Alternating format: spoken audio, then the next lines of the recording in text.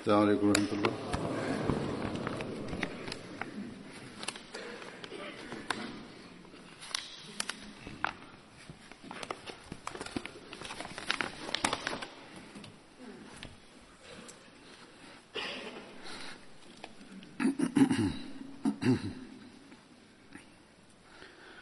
أشهد أن لا إله إلا الله وحده لا شريك له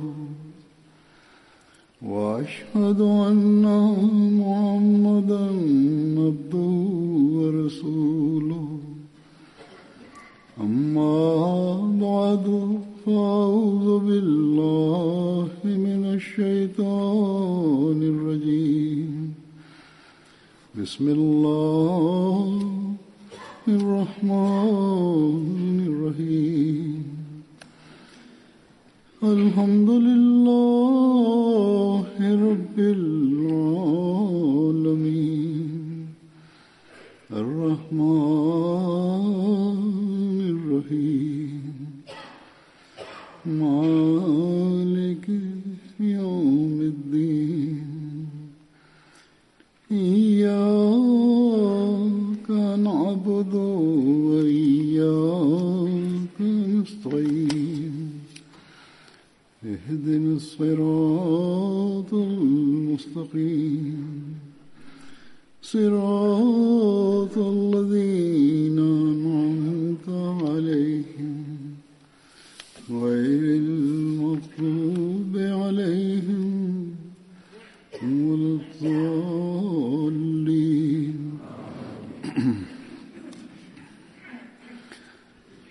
आज 23 मार्च है.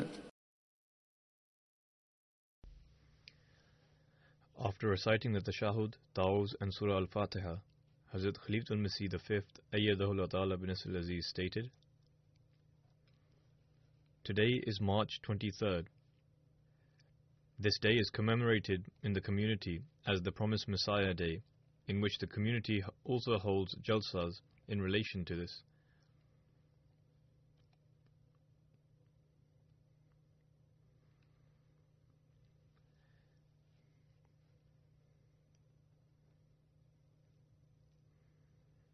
In the coming 2 days, as the weekend approaches, many congregations will celebrate these jalsas and narrate the history, background, and all other aspects of it.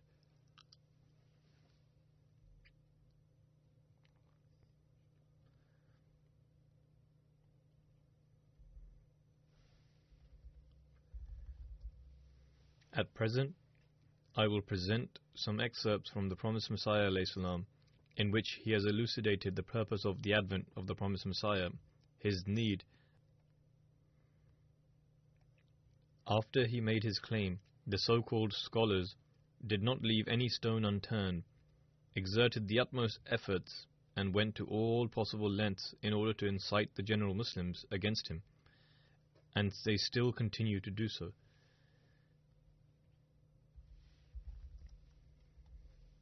However, with the help of Allah the Almighty, His community continues to make progress, and pure-natured people continue to join the community.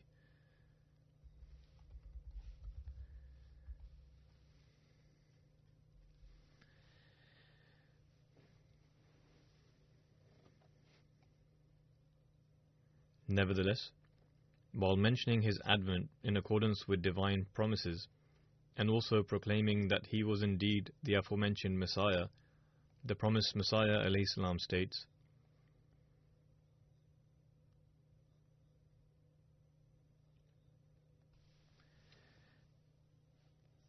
unjust attacks have been launched against the true Tawheed of the Divine and against the honor, sanctity and veracity of the Holy Prophet ﷺ, and against the veracity and the truth of the Holy Quran.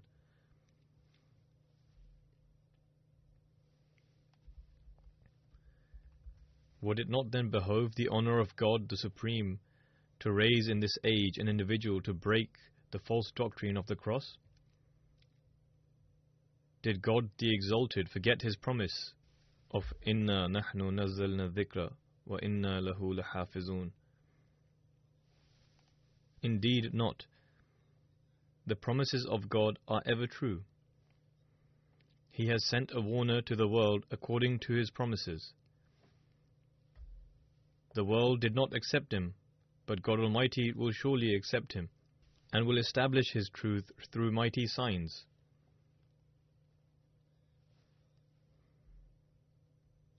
I tell you truly, I have come as the promised Messiah in accordance with God's promise. Let him who so wills accept, and let him who so wills reject. However, your rejection will make no difference. Whatever God has promised will surely come to pass, because God has made the promise in Brahina Ahmadiyya, stating, Sadaqallahu wa Rasulahu wa kana wa'dan maf'ula, i.e., Allah and His Prophet has spoken the truth, and the promise will come to pass. Then, at another occasion, he said, examine this dispensation in accordance with the precepts of prophethood, and then see for themselves as to who is in the right. Neither are imaginary principles and suggestions of any avail, nor do I assert my truthfulness based on imaginary things. Rather, I measure my claims against the standard of the precepts of prophethood. Then why should its truthfulness not be examined according to this principle? I am certain that those who listen to my words with an open mind shall derive benefit from them, and will come to believe.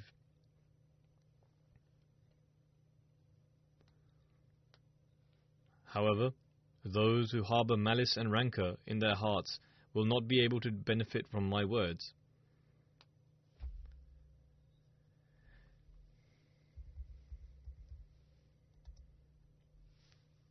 Their similitude is that of a squint-eyed individual, one who is cross-eyed and has double vision. No matter how many arguments are provided to him that there is only one object, not two, he would not accept them. He then presents a fable in which there was once a man who had a squint. His master told him to bring a mirror from inside. He went inside and returned, saying that there were 2 mirrors. Which one shall he bring? The master replied that there is only 1 mirror, not 2. The servant said, Am I a liar? The master then replied that then he should break one of them. When he broke the mirror, he realized that in fact he was in the wrong, and there was only 1 mirror. The promised Messiah ﷺ continues, However, what should I say to the cross-eyed individuals who oppose me? In short, we observe that if these people repeatedly present anything, then it is a collection of ahadith, which they themselves do not consider to be anything more significant than a state of doubt and speculation. They are unaware that a time will come when people will laugh at their vain discourse. People will mock at their absurd assertions. The promised Messiah ﷺ states, It is the right of every single seeker of the truth to request from us the proof of our claim. This is absolutely correct that they should ask for proofs. Everyone has a right to do so. For this we present exactly what the previous prophets have presented. The promised Messiah ﷺ says, They are text from the Holy Quran and the Ahadith and logical arguments, i.e. current necessities, which demanded the advent of a reformer. Furthermore, I have put forth an outline with the signs of God, which He has manifested at my hands. The promised Messiah ﷺ states that I have put forth an outline which comprises of approximately 150 signs, and to which millions of people are a witness. To present absurdities is not an act of virtue. The promised Messiah ﷺ stated that for this reason, the Holy Prophet ﷺ had said that he, i.e. the promised Messiah ﷺ, will come as an arbiter. In other words, when the promised Messiah ﷺ will appear, he will be the arbiter and you should abide by his decision. He will be the one to make decisions, and you should accept his decisions. Those people whose hearts are filled with mischief, as they do not wish to believe, they continue to present vain arguments and allegations. However, they should remember that in the end, God the Exalted, in accordance with His promise, will manifest my truth through mighty signs. I certainly believe that if I had fabricated lies, He would have destroyed me at once. However, every undertaking of mine is in fact His undertaking, and I have come from Him. To reject me is to reject Him. Therefore, He will personally manifest my truth.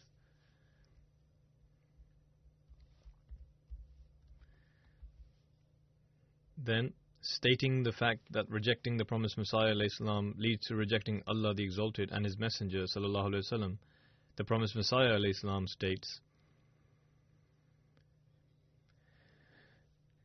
"To reject me is not in fact limited to denying me alone. Rather, it is to reject Allah and His Messenger. The reason for this is that whoever rejects me prior to doing so, God forbid, holds Allah the Exalted to be a liar, as he witnesses that internal and external disorders have exceeded all bounds, and God the Exalted, despite His promise of Inna nahnu nazzalna zikra wa inna lahu lahafizun, He did not make any arrangements for their reform, as he apparently believes in the fact that God the Exalted promised in the verse of Istikhlaf that in similitude to the Mosaic dispensation, He would also establish the system of Khilafat in the dispensation of Muhammad ﷺ. However, God forbid, he did not fulfill his promise, and there is presently no Khalifa in this Ummah. Furthermore, it does not end here. Rather, he will also be compelled to reject the statement of the Holy Quran, where the Holy Prophet ﷺ has been referred to as the like of Moses. God forbid.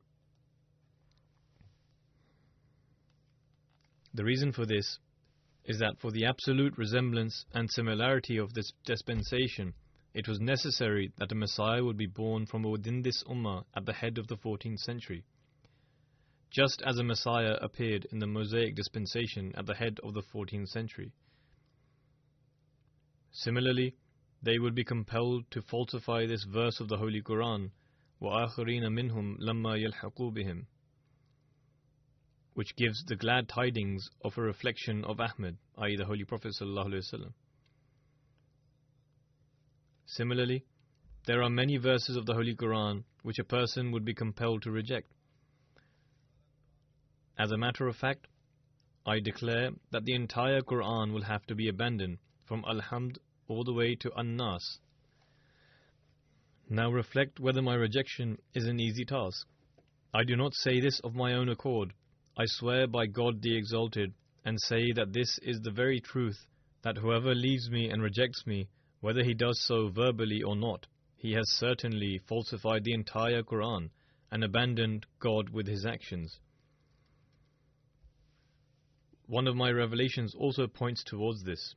Allah the Exalted said, Anta minni wa ana minka, i.e. that you are from me and I am from you. The Promised Messiah ﷺ states, there is no doubt that my rejection mandates the rejection of God, and that my acceptance testifies to the truth of God, and firm faith in His being is developed. Furthermore, to reject me is not in fact limited to rejecting me. Rather, it is to reject the Holy Prophet ﷺ. Thus, prior to forming the courage to reject and deny me, a person should reflect and seek guidance from his heart as to who he is rejecting. Elaborating further on the fact that rejecting the promised Messiah ﷺ mandates the rejection of the Holy Prophet ﷺ, the reason behind it, and how the Holy Prophet ﷺ is rejected by denying the promised Messiah ﷺ, he says, how is the Holy Prophet ﷺ rejected? In other words, how is the Holy Prophet ﷺ rejected as a result of denying the promised Messiah ﷺ? He states, The reason for this is that the promise made by the Holy Prophet ﷺ, stating that the reformer would appear at the head of every century, would be proven to be false, God forbid. Then the Holy Prophet ﷺ said, Imamukum minkum, i.e. your Imam from among you. That too, God forbid, would be proven to be false.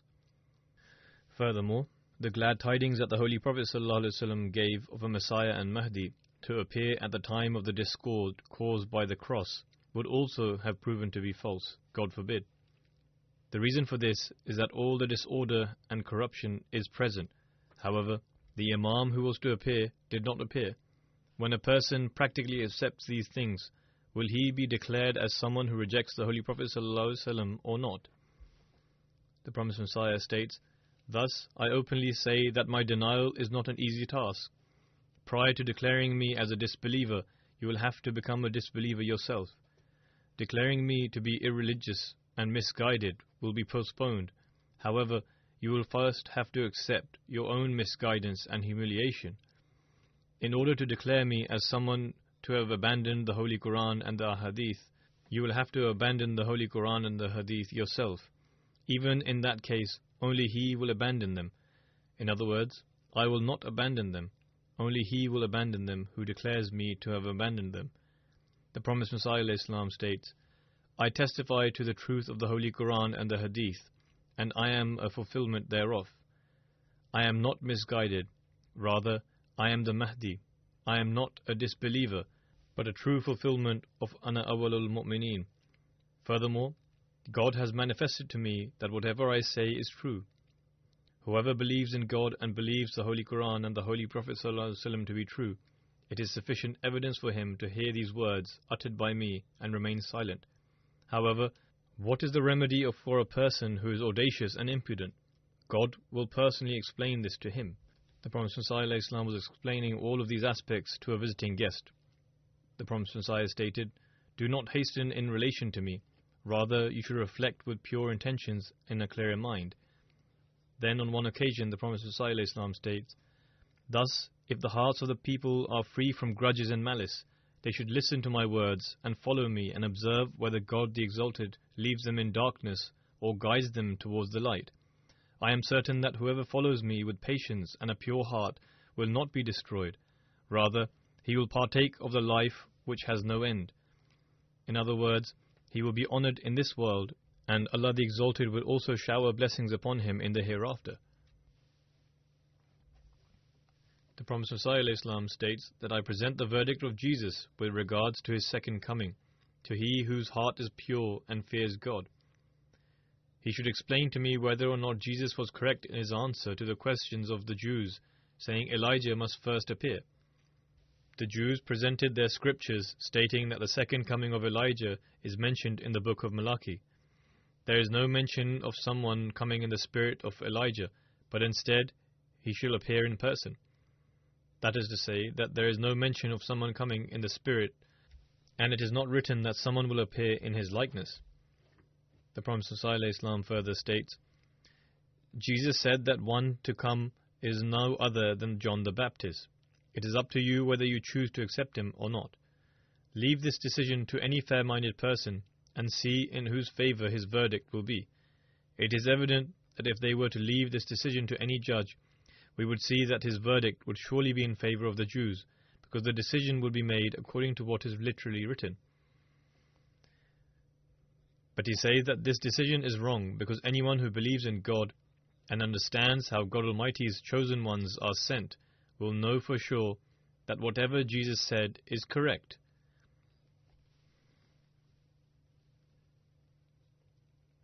The Promised Messiah ﷺ states, Tell us, is it not the same situation in this time?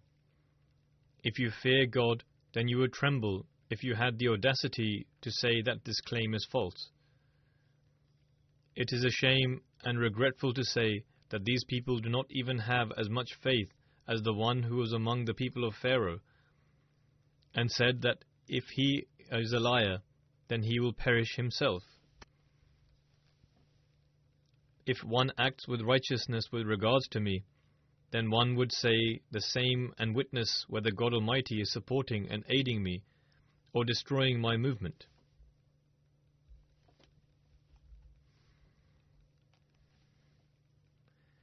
By the grace of Allah, today that voice which emanated from that small village has spread to 210 countries, and this too is a proof of his truthfulness. In far-off places where 30 or 40 years ago no one could imagine Ahmadiyyat would have spread, not only has the message reached there, God Almighty is also granting people with such firm faith that one is left amazed. I shall present one incident. Benin is a small African country.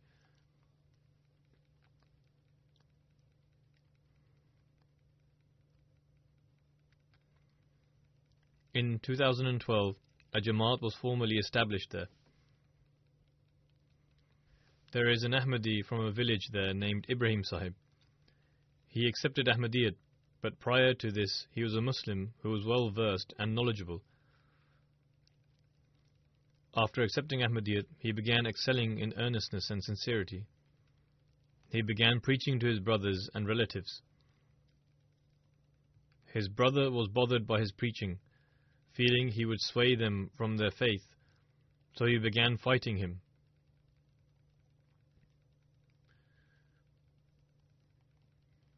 Even still, he continued his preaching to the people about Ahmadiyyat and the true Islam.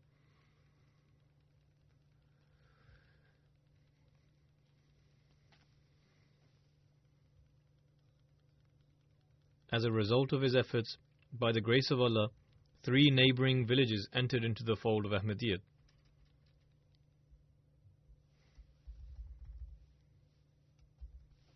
Ibrahim Sahib's brother, along with another person, devised a plan to kill him because he continued to spread Ahmadiyyat and thought ending his life would be the only solution.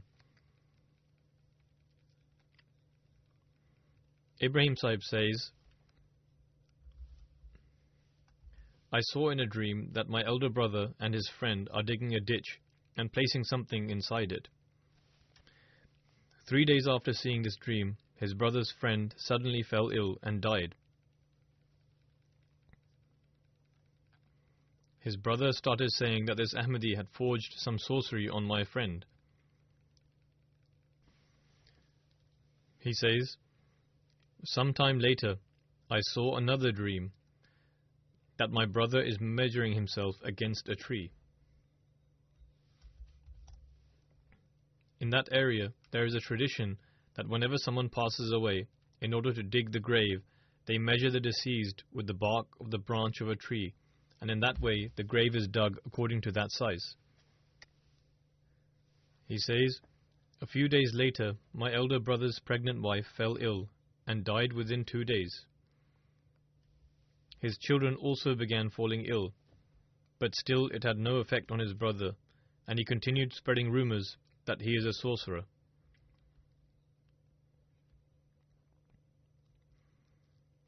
He complained to the local chief and asked him for help. He asked for some money and said to bring him here so that I can put him in his place. His brother handed him the money, and the chief summoned Ibrahim Sahib.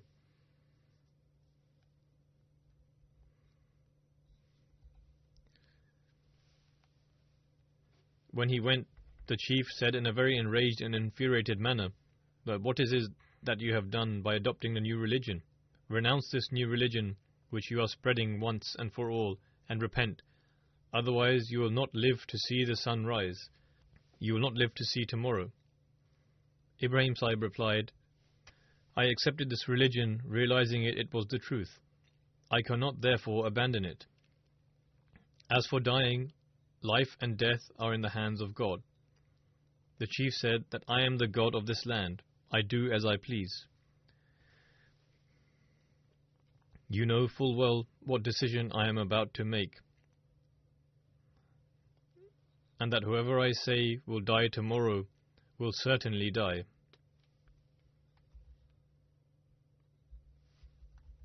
Ibrahim Sahib answered, "It is all well and good that you say this to your traditional people, but I cannot say anything in this regard. Even still, I shall not forsake my religion, as this is the truth and the true Islam." Upon hearing this, the chief became even more enraged and ordered his people to take him and lock him in a room. Whilst they were taking him away, Ibrahim Sahib spoke to them, telling them not to get involved in this affair and to let him go free instead of detaining him.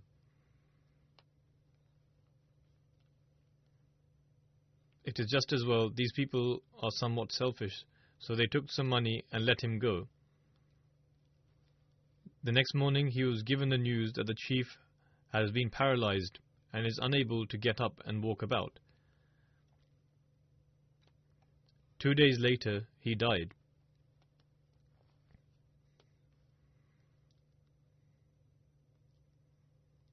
Having witnessed this, Ibrahim Sahib's brother, who opposed him, asked his family members to reconcile between them. Ibrahim Sahib said that I never had any enmity with anyone.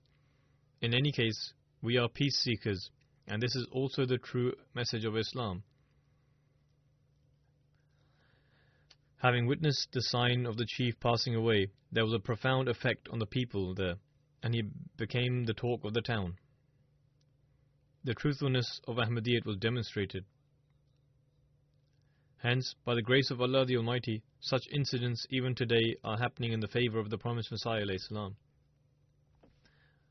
The promised Messiah alayhi salam states, "Take note, I swear by God Almighty that thousands of signs have appeared in my favor, and are appearing and will continue to appear in the future," i.e. they have not ceased. Had this been the work of a human, it would have never received this much support and success.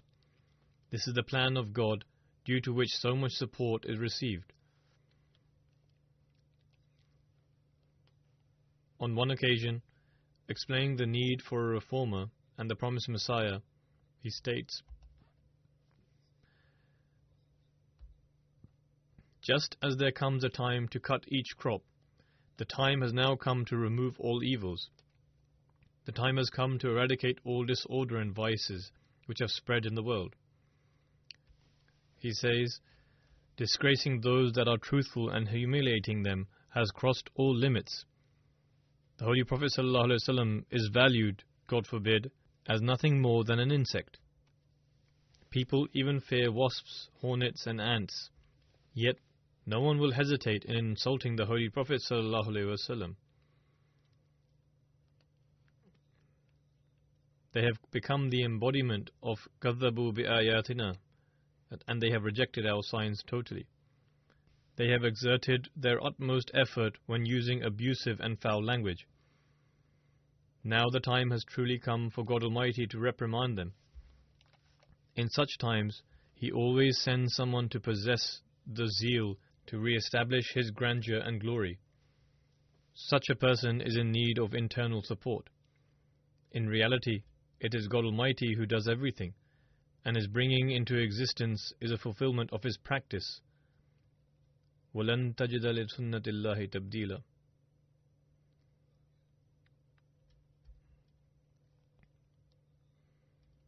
Now that time has come for Him to send me in accordance with His practice. The Promised Messiah ﷺ further states, "After studying the scriptures of God Almighty, it can be discerned that when all limits are crossed, then preparations are made in heaven. This is the sign that the time for making preparations has come. A great sign of a true prophet, messenger or reformer is that he appears at the right time and the time of need. People should swear that, is this not the time for someone to be prepared in heaven?" The Prophet ﷺ was asking the people to swear that, is this not the time in that era, and even now people say that we are in need of a reformer. In fact, the Maulvis, i.e. Muslim clerics in Pakistan themselves are saying the same, yet they reject the promised Messiah ﷺ.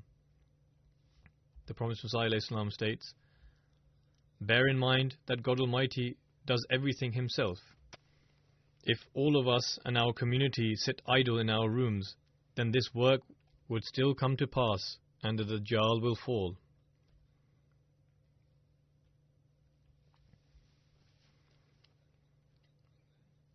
Whenever a thing attains progress and reaches its peak,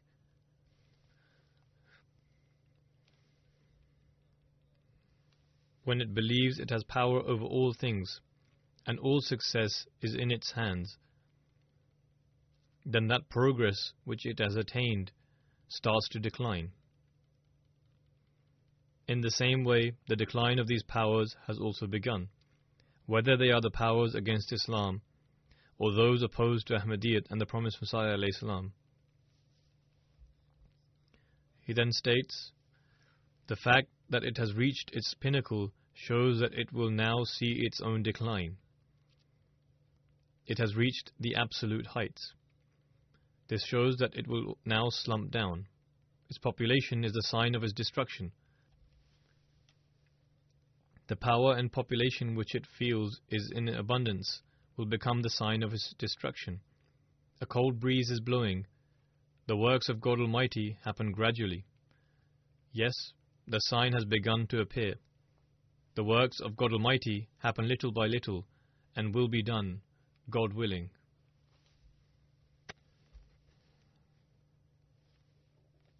He says, if I did not have any evidence, even then, considering the current state of affairs of this age, it was obligatory upon the Muslims to search for the Messiah like a madman and ask the question, why has he not arrived yet to break the cross? They should not have yearned for the Messiah to resolve their own disputes. If they had a sense of honor for Islam, they should have sought the Messiah to defend the faith, instead of looking for him to resolve their own issues. He says, because the purpose of the Messiah is to break the cross, which is also the need of the time. Similarly, in one place he says, atheism is rampant. The purpose of my advent is also to refute this. He says, it is for this reason his name is the promised Messiah. If the Muslim clerics had any consideration for the goodness and welfare of mankind, then they would not have treated me in the manner they have. They should have considered this fact. What have they gained by issuing edicts against us? If God Almighty has commanded a person to be, who can tell him not to be? What was the benefit of issuing verdict against the promised Messiah alayhi salam? The Jamaat is progressing in the same manner. This is because when Allah the Almighty decrees a thing to be, it sets in motion and no one can prevent it.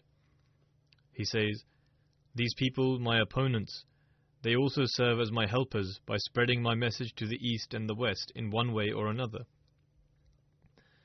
Those against us are actually spreading the message of Ahmadiyyat and true Islam through their opposition, because this is one way through which people's attention is directed towards the truth.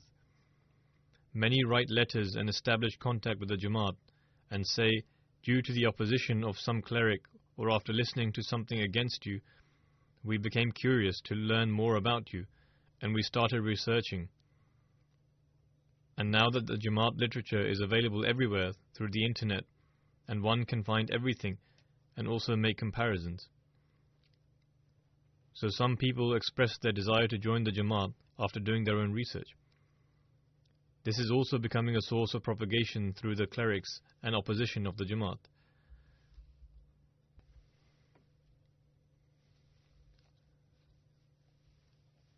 While responding to those who object that they are already following the Islamic teaching and there are already so many sects within Islam, why is there a need to create another sect? And what is the purpose of joining your Jamaat? The promised Messiah alayhi salam states, sometimes in this day and age, even Ahmadis stay silent when they hear such things. And even today there are such Ahmadis who remain silent and do not know how to respond. He says, there are a lot of people who object at the need of this movement. Do we not offer prayers and observe fast? They mislead others in this manner, and there would be no surprise if some ignorant people are deceived when they hear such things, and perhaps they end up joining such people and say that we are in a state of offering prayers, observing fast and special prayers. Then what is the point of this dissension, and why was this new sect established? We are offering prayers and offering fasts. Then what is the point of joining your community and the creation of this new conflict and disorder? The promised Messiah alayhi salam says, remember, such things result from a lack of understanding and insight. This is not because of me. If this dissension was created, then it was started by Allah the Almighty Himself who established this movement. I did not initiate this movement. Allah the Almighty was the one who established it, because the spiritual state has deteriorated continuously, which has resulted in the utter extinction of the strength and faith. And Allah the Almighty desires to revive the spirit of the true faith through this movement. In such a situation, these objections raised by people are baseless and absurd. Hence, bear in mind that such evil suggestions should never take root in anyone's heart, and it is not possible for something like that to take root if deep deliberation and consideration is employed. It is due to the lack of this practice that such evil thoughts come to the mind of those who only consider the superficial state and say that there are other Muslims as well. Such evil thoughts can result in the destruction of an individual.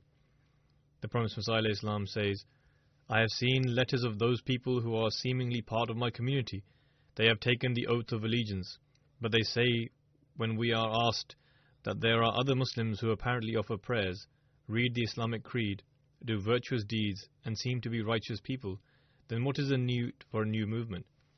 He says, despite the fact that such people are part of my community, they write to me after taking my oath of allegiance, stating they do not have an answer for these evil thoughts and objections.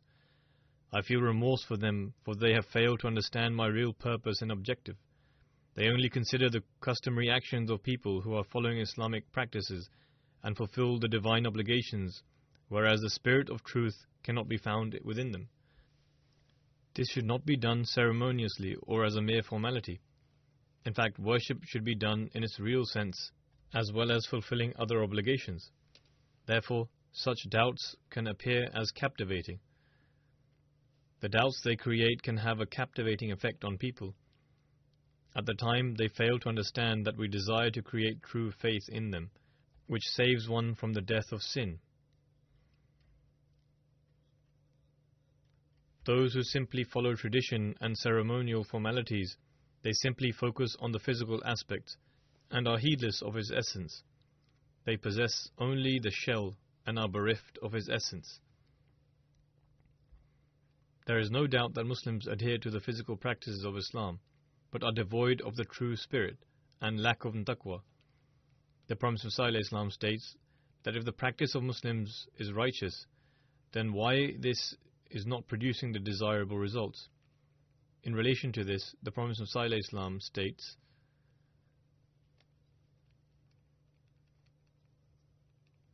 some Muslims think that what is it that we do that is against Islam? We proclaim the creed, there is none worthy of worship except Allah. We observe prayers, fast during the days of fasting, and pay the zakat. In other words, those Muslims who are not part of the Jamaat, they claim that everything we do is in accordance with Islam. It is not as if by attaching with you, we will be enabled to acquire a better understanding of Islam, because we already recite the creed, there is none worthy of worship except Allah. We recite the prayers, we keep the fasts, and pay the zakat. The Promised Messiah ﷺ states, however, I say that not all their practices are performed in a righteous manner. In fact, they are like a shell without its true essence. If these were righteous actions, then why do they not produce pure results?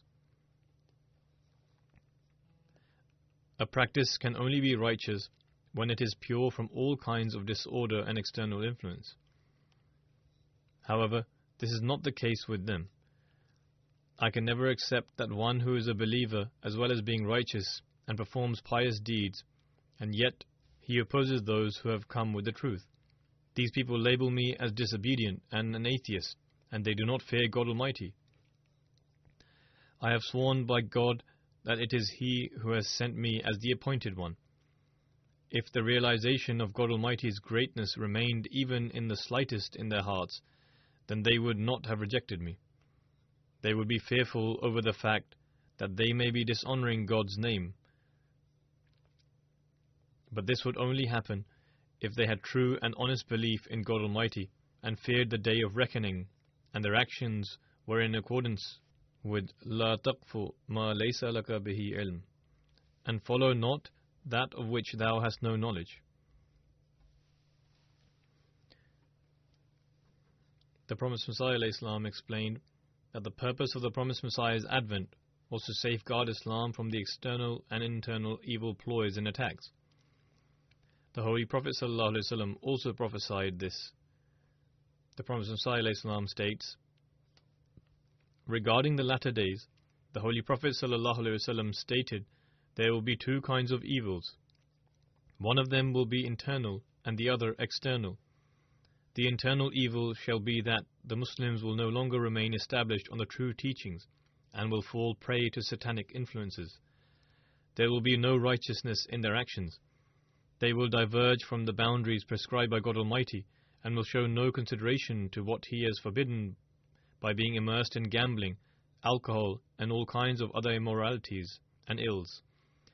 They will give up on praying and fasting and will dishonor the commandments of God Almighty. They will mock and ridicule the Quranic junctions. This will be the internal form of the evil. In the state of Muslims shall become deplorable, and this is the case of the majority of the Muslims. We can see how in the Muslim countries they are perpetrating cruelties against one another. The external evil shall be that great lies will be fabricated against the blessed character of the Holy Prophet ﷺ. This is something that is increasingly happening in this day and age. And all kinds of extremely vicious attacks shall be leveled against Islam in order to defame and dishonor it. Every kind of effort and plan will be made in order to make people believe in the divinity of Jesus and the accursed death on the cross. In short, for the reformation of both these evils, internal and external, the glad tidings was given through the Holy Prophet ﷺ that a person from his followers shall be commissioned to shatter the external evil and reveal the reality of the Christian faith. It is for this reason that he shall be called Jesus, son of Mary. He shall be called the Mahdi, for he will establish them on the right path by resolving the internal conflicts and disorders. The words, and from among them who have yet not joined them, alludes to this. Therefore, since we have accepted the promised Messiah ﷺ, the standard of our relationship with God Almighty and our taqwa should be much higher than other Muslims. Our condition should not be like the general description of the Muslims given by the promised Messiah ﷺ. Our practical condition should be better than others. Our actions should be in accordance with the pleasure of God Almighty, and we should be righteous. Regarding this, the promised Messiah ﷺ explains,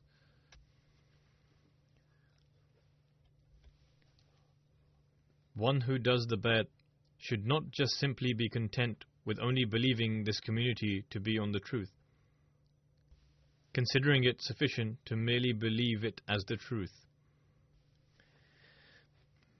God Almighty is not pleased with merely believing in the truth unless one follows that with virtuous deeds. Once you have entered the community, then become pious, righteous, and refrain from every kind of evil. Pass through this time with supplications and pray with the utmost fervency day and night. During time of trials, God Almighty's wrath is also impassioned. At such a time, pray, supplicate with the utmost fervency, and give charity. Soften your tone, remain occupied in seeking forgiveness, and pray. The proverb is well known that one who supplicates never perishes. Simply believing in something is of no benefit. If one believes in something and then discards it, it will be of no benefit, and subsequently it will be futile for one to then complain that he has derived no benefit from doing the bayt. God Almighty is not happy with the mere utterance of the tongue.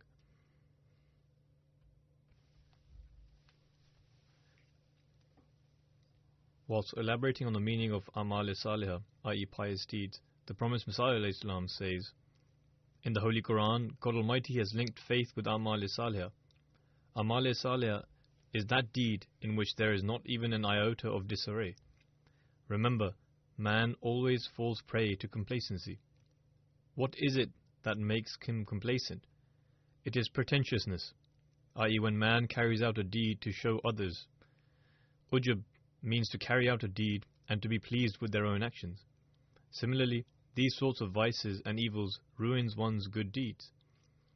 The promised Messiah ﷺ then says, Amal-e-Salih are those deeds which are free from all injustices, conceit, pretentiousness, arrogance, and usurping the rights of others. Just as one can be safeguarded due to their righteous deeds in the hereafter, similarly, one can be safeguarded through them in this world as well. This means that one will be saved in the hereafter due to one's righteous deeds. If one has carried out righteous deeds, then God Almighty will be pleased and grant a reward in return. Similarly, if one performs righteous deeds in this world, he will be saved from various trials and anxieties. The Prophet ﷺ then says, even if there is one individual in the home who carries out virtuous deeds, the entire house can be saved as a result. Be mindful of this fact that until one carries out virtuous deeds, simply believing is not beneficial. If a doctor prescribes some medication, it means that one should eat those medicines as prescribed. If he does not take the medications and simply places the prescription to one side, how can he benefit from it? Since you have repented, God Almighty now wishes to see how much you have cleansed yourself after professing belief. The time has come in which God Almighty wishes to make a distinction between the righteous ones. Many people harbor complaints against God Almighty, yet they do not look within themselves. It is the injustices of one's own actions, because God Almighty is benevolent and merciful. The Prophet ﷺ states, there are some individuals who are aware of sin, yet there are other individuals who are oblivious to it. For this very reason, God Almighty has ordained that the recitation of istighfar. One should recite istighfar for every sin, whether that sin is visible or concealed, whether they have knowledge of that sin or not. Similarly, they should recite istighfar for sin committed by their hands, feet, tongue, nose, ear, eyes, i.e., no action of this nature should be committed, or none of the limbs should be used in a manner in which it results in sin. Therefore, repeat istighfar so that no limb of the body is guilty of sin. The Prophet ﷺ then says, these days you should recite the prayer of Adam, which is, رَبَّنَا ظَلَمْنَا أَنفُسَنَا وَإِن لَمْ تَغْفِرْ لَنَا وَتَرْحَمْنَا لَنَكُونَنَّ مِنَ الْخَاسِرِينَ. This prayer has been accepted from its inception. Do not live your life heedlessly. A person who does not live heedlessly should have no worry for him to be placed in a great trial, which means a person who lives their life with the fear of God in mind is never placed in difficult trials or misfortunes. The Promised Messiah ﷺ then says, no trial befalls an individual were it not for the will of God. Just as the prayer has been revealed to me, Rabbi kullu shay'in khadimuka, Rabbi fahfazni wansurni warhamni. It is our belief that everything is in the hands of God Almighty, irrespective of the fact whether He uses a medium or without, whether God Almighty creates a means for an individual or not. The fact of the matter is that everything is governed by Him. Therefore, recite both of these prayers and understand these prayers. Thus, every Ahmadi from among us should analyze themselves that if they have accepted the promised Messiah ﷺ, are they fulfilling the due rights of their allegiance?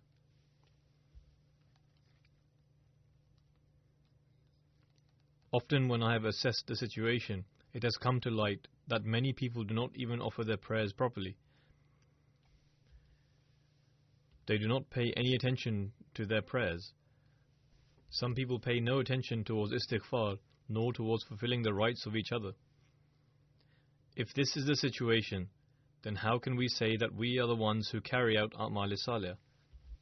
How can we say that we fulfill the rights due upon us after entering the Bayt of the Promised Messiah ﷺ? Other people are guilty of sin of not accepting. The people who have rejected the Promised Messiah ﷺ have sinned by not accepting him. However, we are guilty of sin as we have accepted him but failed to reform ourselves, and also by pledging allegiance, then breaking our promises. Thus, every one of us should analyze themselves with great concern. May Allah protect us that we do not commemorate Promised Messiah ﷺ Day merely as a celebration. Rather, may we fulfill our responsibilities of accepting the Promised Messiah, and may we be protected from all forms of discord, both internal and external. May Allah the Almighty always keep us in His protection, and also safeguard us from all trials and difficulties.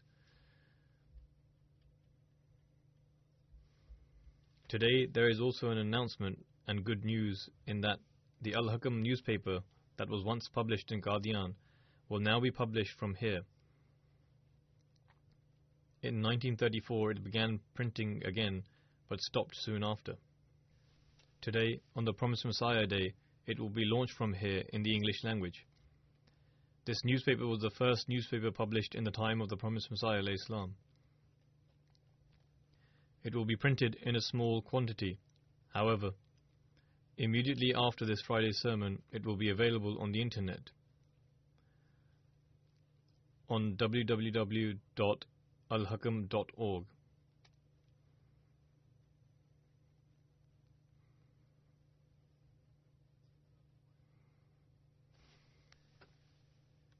Similarly, there will be an app called Al-Hakam for mobile phones and tablets, from which one will be able to easily download the newspaper and read it. The app for the familiar mobile phone devices such as Apple and Android will be available for download after this sermon.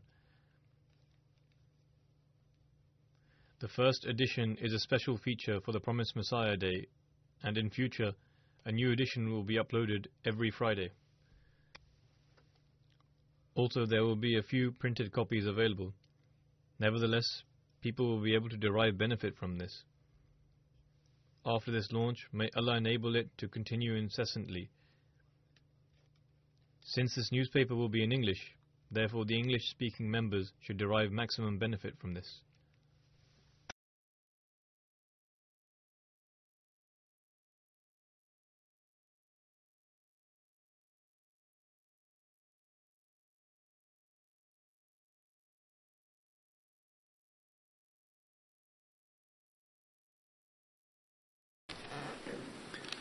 الحمد لله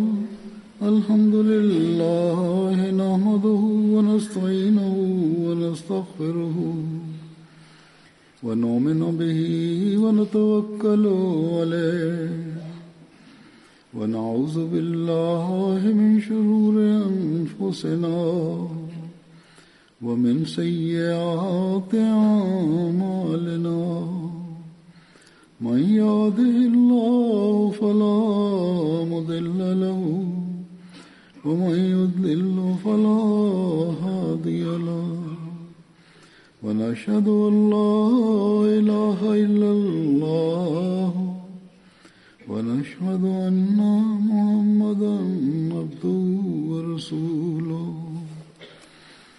عباد الله رحمكم الله إن الله يأمر بالعدل والإحسان وإيتاء ذي القربى وينهى عن الفحشاء والمنكر والبغي يعظكم لعلكم تذكرون اذكروا الله يذكركم وادعوه يستجب لكم ولذكر الله أكبر